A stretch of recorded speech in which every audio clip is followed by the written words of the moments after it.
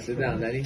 Okay, Likutei Moharan. We're starting Likutei Moharan just 5 minutes a day. B'ezrat Hashem. We're going to go through the lesson by lesson. We're just going to take out the major advice he gives, and hopefully we'll be able to be zocheh to have some great uplifting and good decrees. And b'zchut this learning, we should all be and our prayers should be answered, and we should all have better life because of the advice. So he says in the first siman.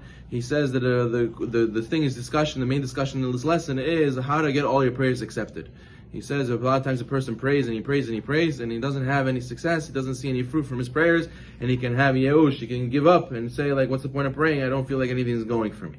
So he says that a person has to know that through one thing and one thing only is the person's all tefillot going to be accepted. What is it? It's called chen. A person has to have grace. What is this grace? How do you get this chen? He says this chen is made up of two things. He says the chen is made up of having chokhmah, and also that's the chet. And then he says the nun is going to represent malchut. He says those are the two things which represents wisdom and accepting Hashem as your kingship. We know that the highest of the 10 sefirot is chokhmah, and the lowest of the 10 sefirot is malchut. He says you need both of them, and you need the bottom one to reach the top one, which means malchut means how much do you accept Hashem as your king, and that means that you have faith. A person has to have emunah, Kadosh Baruch Hu, and through both of these things, the person will get the chen. And then when a person has grace in Hashem's eyes, Hashem listens to everything he says and answers his prayers. So therefore, he's how do you get the chokhmah and how do you get the malchut? He says you have to have this balance between trying to understand as much as you can. You have to learn. You have to understand the halachot. People think that Rabbi Nachman and some of them,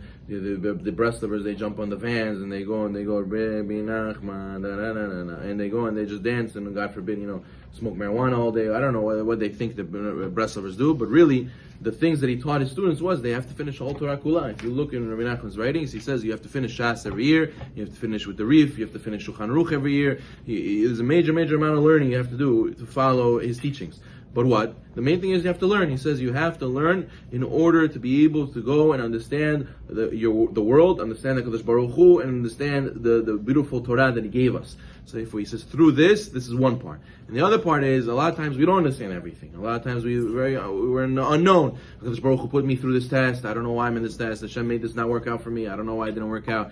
Over there's not so much to understand. How can we understand? There's nothing to see here. Person has to know over there you have to use malchut, over there you have to use faith, and you have to flip-flop from both. You have to try to understand as much as you can, and when you don't understand, you have to have faith, and hopefully this cycle of going through the both of them, eventually a person will grow and grow and grow. For example, he said many times, when you learn, a lot of times people don't understand what they're learning, so his rule was, you should go further, write a note, go further, and then when you come back, you'll come back to it again, you'll do it again, you'll understand next time.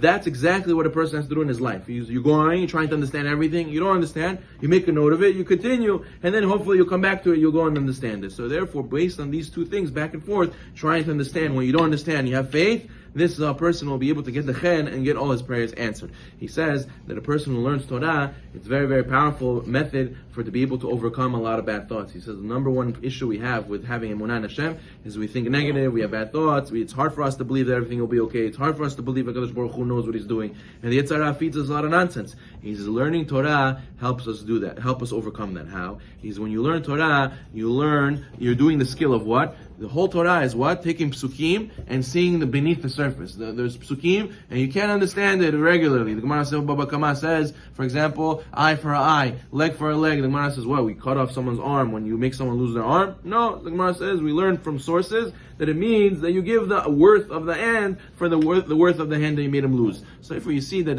every pasuk, you can't take face value. There's tremendous amount of halachot. We learn it from every pasuk, and we only do it through learning Torah. So learning Torah makes us see beneath the surface and realize the depth and the wisdom inside every single thing. So therefore, when you go through life and you realize it's deeper, they're not just superficial. Don't look at the world superficial. There's something deeper going on. Kadosh Baruch Hu, there's a reason why He's doing all of this. The person who learns to do that through learning Torah, he'll be able to do it to his life as well. So therefore, that's why he says, a person has to learn Torah bekoach. He has to learn Torah seriously and push himself, even though he doesn't want to. He comes to a shiur daily. He goes and he says, there was a big machloket in Rabbi Nachman's time between the Hasidim and the Litvaks. Litvaks were very into learning. Hasidim were into very praying. He used to say, you have to learn, you have to pray, and you have to learn. You have to pray, you have to learn, and you have to pray. You have to do both. You have to go from back and forth, because learning is understanding. Praying is emunah. So that's a constant back and forth. The person has to pray, He has to try to have faith in Hashem, and then also he has to try to understand and learn as much as he can. If a person can't understand, so he goes and has faith, and then when he had faith and he's trying to understand again, that's when he gets to the chokhmah. He says through both of the things, then he will get the chen, and the personal tefillot will be answered. So anybody who wants to have all his prayers answered, he must learn every single day. He must push himself, overcome his evil desire not to learn, and that way he'll be able to look at life, not in a superficial way, rather in a deep way. Just like he puts 2 and 2 together in the Gemara, he'll be able to put 2 and 2 together in his life. And also, when you don't understand, and after you finish your learning, when you go through your life and you can't put 2 and 2 together, you don't understand why Hashem is doing what He's doing, that's where you have to plug in the other part, which is having emunah. And b'zchut this, all our prayers will be answered. Baruch